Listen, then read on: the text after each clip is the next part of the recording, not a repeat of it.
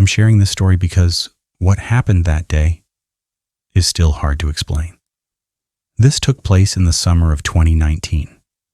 Back then, my friends and I had a favorite spot. Not a baseball field, not an abandoned school. It was a stretch of Route 50 in West Virginia, between mile markers 47 and 52, an old forgotten highway, officially rerouted in 2015. A new road had been built, and this old stretch was left behind, empty, quiet, and completely dark at night. We went there because no one else did. We'd take our cars and drive down that old stretch of highway. We always stopped at mile marker 49. There was an old lamppost there that was somehow still working. It gave off this dull orange light. That was it. Thick forest on both sides, no houses, no traffic. We'd just sit there, smoke, talk, sometimes for hours. It was our safe haven, especially for one of my friends, Marcus. His mom was constantly calling the cops on him over the smallest things. But when we were on that highway, nobody ever came. We all liked that place. Still, there was one thing about it that always creeped me out, that lamppost. The light only reached about 20 feet. And after that, nothing, just forest. Thick, silent, and completely black. And whenever I got a little too high, I'd start staring into the trees. I'd think about how easily someone could be watching us, and we'd never know it. Then someone would crack a joke, and I'd forget about it. For a while. I don't know how many times we were actually watched. I probably never will. At the beginning of summer, one night in early June, my friend Devin and I decided to head out to that highway again. The plan was to go together. I must have left first, because when I got there, his car wasn't anywhere in sight. I figured I'd wait. I pulled up to mile marker 49, right under the lamp post, standing in that orange light. I waited about 10 minutes. He didn't show. So I started smoking. 30 more minutes passed. Still nothing. I texted him. No reply. That's when I started feeling uncomfortable. I got back into my car and waited another 10 minutes. Then I drove home. When I woke up the next morning, there was still no text from him. I was a little annoyed, but I didn't think much of it. Not until that afternoon when my mom asked me if I'd seen Devin. I messaged everyone in our group. No one had.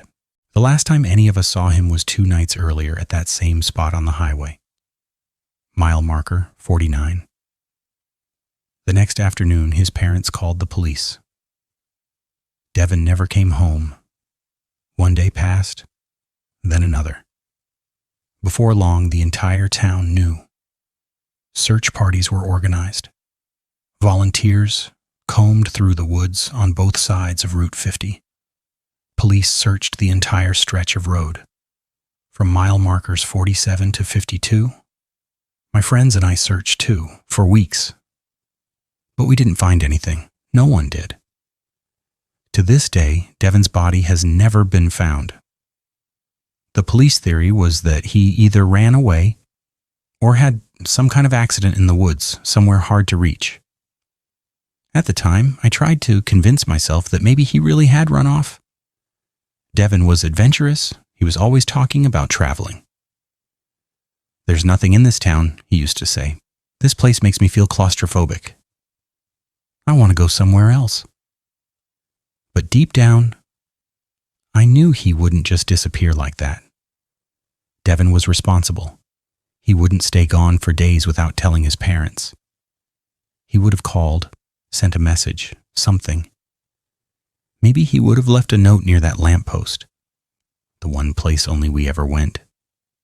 But there was nothing, just questions, and no answers.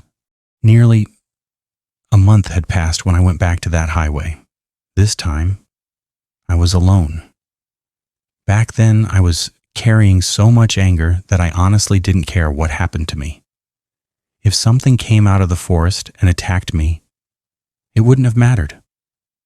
But as I approached mile marker 49, I stopped noticing my thoughts. There were cars, 3 of them, parked along the side of the highway. For a brief moment, I thought they might be my friends, because in all the time we had spent there, we had never seen anyone else around. But they weren't. I had never seen these people before. 3 individuals stood outside their vehicles, perfectly still, not moving at all, like they weren't people, like someone had placed them there and forgotten about them. Strangely, they weren't the most disturbing part. There was someone else. He was on the road, under the orange light of a lamppost. He was dancing, turning in circles, skipping, moving without any rhythm I could understand. I didn't feel scared. I felt uneasy. He looked happy, unnaturally happy. Not the kind of happiness that feels human. At the time, I convinced myself he was probably on drugs. Now I think differently.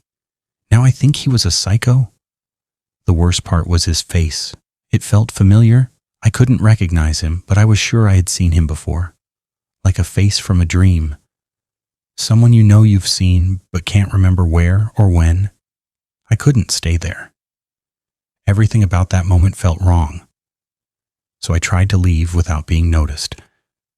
I slowly reversed the car, kept the lights off, and somehow they didn't follow me. At least, I don't think they did.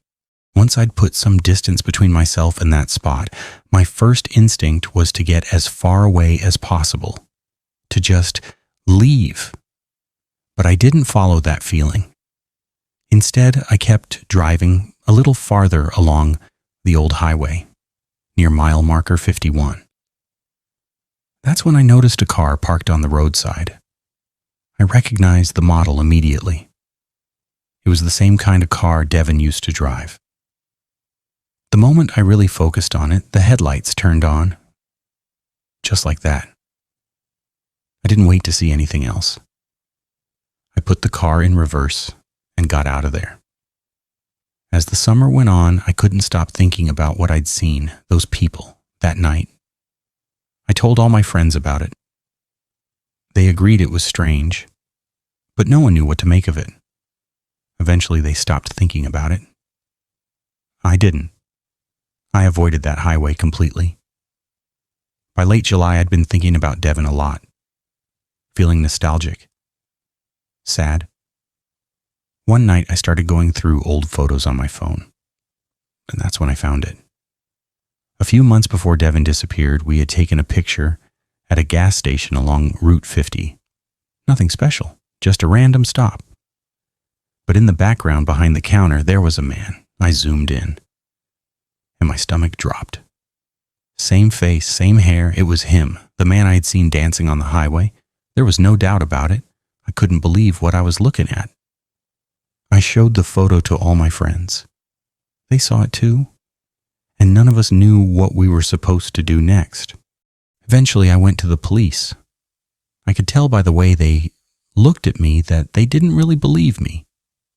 Still, they said they ran a background check on the man I described. At least that's what they told me. They came up with nothing. No records, no history. They also said the gas station didn't match my story. According to them, no one like that had ever worked there. I tried to look into it myself. Online searches, old listings, anything I could think of, I found nothing. That man didn't exist. By the end of the summer, I went back to the highway with a few friends, but the place felt different, heavy, like we were being watched. Every time I looked toward the tree line, my chest tightened. I wanted to feel what that place used to give me, that sense of familiarity, of belonging. But I already knew it was gone. That highway wasn't mine anymore. When I left that night, I didn't plan on coming back, and I never did. Near the very end of summer, I stopped at a truck stop diner along Route 50. It was early morning. I was exhausted, barely awake. Then I saw him, The same man, the dancer, the gas station attendant. He looked exactly the same. At first, I thought my mind was playing tricks on me. But the longer I watched him, the more certain I became.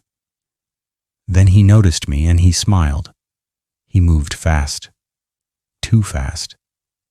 He rushed out of the diner. I followed him outside, but he wasn't alone. Another man was already waiting in a car near the exit. The dancer jumped in. They sped off before I could get close. But what I saw next terrified me more than anything else that night. The license plate, I recognized it immediately. Devin's car had a custom plate. One you don't forget. It was the same plate. The same vehicle I had seen on the highway a month earlier. That's when it finally made sense. It had been Devin's car. They'd repainted it. Changed the look just enough that I hadn't realized it sooner. I should have. I still blame myself for that. I never saw the man again. Never saw that car again either. Now all of this feels distant, like a memory I wish I could erase. Rest in peace, Devin. Some highways are just empty. But some roads, you are never truly alone on them. And some people, they claim those roads as their own.